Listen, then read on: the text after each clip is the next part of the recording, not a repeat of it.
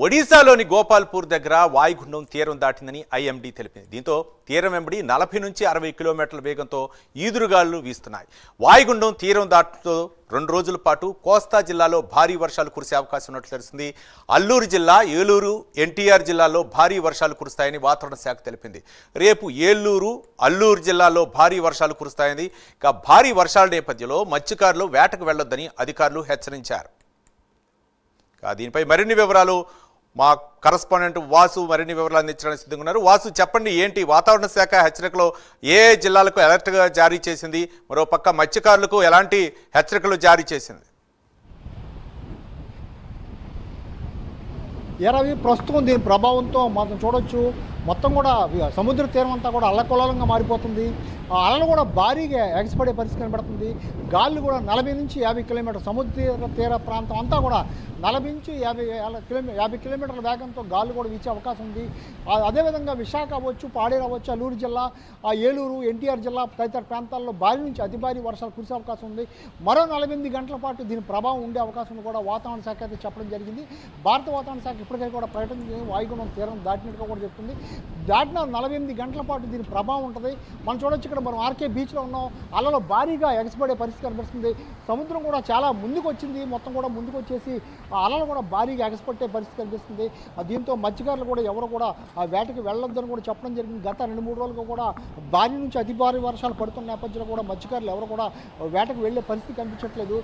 ప్రస్తుతం ఉత్తరాంధ్ర, ఒరిస్సా తీరం మధ్య ఈ పరిస్థితి ఎక్కువగా ఉండే అవకాశం ఉంది. దాంతో ఉత్తరాంధ్ర జిల్లాలతో పాటు అటు పక్కన ఉన్నటువంటి గోదావరి జిల్లాలో అవ్వచ్చు, లేకపోతే ఎన్టీఆర్ జిల్లా అవ్వచ్చు, ఈ జిల్లాల్లో కూడా రెడ్ అలర్ట్ ప్రకటించడం జరిగింది. ఈ ప్రాంతాల్లో భారీ నుంచి అతి భారీ వర్షపాతం నమోదయ్యే అవకాశం ఉంది. రేపు సాయంత్రం వరకు కూడా ఇదే పరిస్థితి ఉండే అవకాశం ఉంది. విశాఖలో కూడా వాతావరణం గంటకోలాగా మారిపోతుంది. కాసేపు ఎండ వస్తుంది, కాసేపు మబ్బు వస్తుంది, కాసేపు వర్షం వస్తుంది. ఇలా వాతావరణంగా మారిపోతుంది.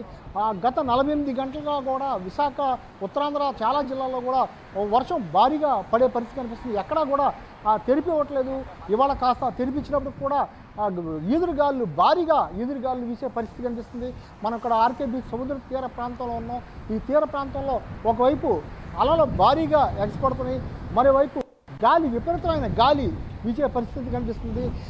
దీని ప్రభావంతో అయితే రానున్న 2 రోజుల్లో కూడా ఏపీ మొత్తం అటు రాయలసీమ తదితర జిల్లాలో కూడా భారీ నుంచి అతి భారీ వర్షాలు పడే అవకాశం ఉంది.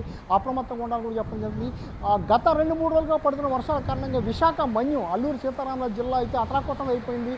ఆ జిల్లాలో అనేక ప్రాంతాల్లో కూడా మొత్తం గిరిజనులు రహదారులు తెగిపోయి బాహ్య ప్రపంచంతో సంబంధం లేకుండా పోయి ఎక్కడికక్కడ కట్టుకున్న కలవట్లు అయితే, చిన్న కాజువేలు అయితే అన్నీ కొట్టుకుపోయే పరిస్థితి ఏర్పడింది. నర్సీపట్నం నుంచి పాడేరు తదితర ప్రాంతాలకు ఎక్కడ కూడా వెళ్ళే పరిస్థితి లేక ఎక్కడ గిరిజనులు అక్కడ ఉండిపోయే పరిస్థితి ఏర్పడింది. బస్సులు కూడా తిరగని పరిస్థితి ఏర్పడింది. వాహనాల్లో కూడా వెళ్తున్న ద్విచక్ర వాహనాలతో వెళ్తున్న వాళ్ళు కూడా కొట్టుకుపోయే పరిస్థితి ఏర్పడింది. నిన్న కూడా మనం చూడొచ్చు, డుమ్రిగూడు ఎస్ఐ మొత్తం ఒక వ్యక్తి చనిపోతే ఆ యువకుడు మృతదేహం చేతితో పట్టుకుని మొత్తం కూడా తీసుకెళ్లే పరిస్థితి ఏర్పడింది. ఇలాగ మొత్తం విశాఖతో పాటు ఏజెన్సీ ప్రాంతంలో అనేక ప్రాంతాల్లో కూడా ఇదే పరిస్థితి నెలకొంది.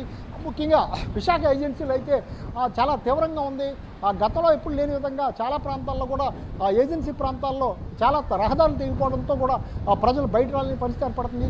ఇవన్నీ పరిస్థితి దృష్ట్యా ఇవాళ రేపు కూడా ఇదే పరిస్థితి, భారీ గాలి ఎదురుగాలు, భారీ వర్షం ఉండే అవకాశం ఉండడంతో ప్రభుత్వం కూడా అప్రమత్తమైంది. ఈ కోస్తా జిల్లాల్లో కలెక్టర్ అతను కూడా అప్రమత్తం చేసి ఇప్పటికే సీఎం కూడా సమీక్ష చేయడం జరిగింది. ఎక్కడ భారీ వర్షాలు పరిచే అవకాశం ఉంది, ఉత్తరాంధ్రలో పరిస్థితి ఏంటి అన్నీ కూడా తెలుసుకోవడం జరిగింది. ఆ కలెక్టరేట్లో కూడా ప్రత్యేకమైన ఆ ఫోన్లు కూడా ఏర్పాటు చేసి ఎప్పటికప్పుడు సమాచారం అందించే పరిస్థితి ఏర్పడుతుంది. మరో 2 రోజుల పాటు ఈ భారీ నుంచి అతి భారీ వర్షాలు పడే అవకాశం ఉందని వాతావరణ శాఖ అయితే హెచ్చరించే పరిస్థితి కనిపించింది. Ravi, right, thank you Vasu.